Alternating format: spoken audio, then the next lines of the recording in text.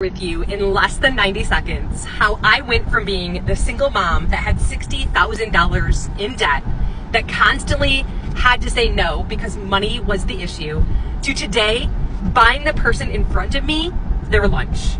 My background was in human resources. I would fly out the door in the morning at around 6:30 a.m. to commute 30 minutes to work as an HR specialist, and I wouldn't return home until about 6:30 p.m., sometimes 7, depending on rush hour traffic prior to COVID. And when I got home to my beautiful 2-year-old daughter.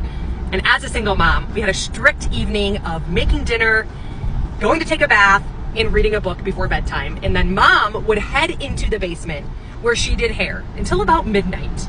That's what I did Monday through Friday. And on the weekends, I spent cleaning houses. And I lived paycheck to paycheck. And if I ran over a nail with my car, I had to literally pick and choose what bills I was going to pay and what bills I was going to put on the back burner because I couldn't afford it. I got to a point where I felt extremely underpaid, underappreciated, and I had a lot of mom guilt. Well, one day I went into work and I was put on as the HR specialist to eliminate a group of employees that had tenure within the company, meaning they were there for 10 years or longer. That was an extremely hard day for me. And when I returned home, Isabella at bedtime clenched onto me like she'd never clenched onto me before, screaming, crying, and bawling her eyes out. "Mama, I miss you.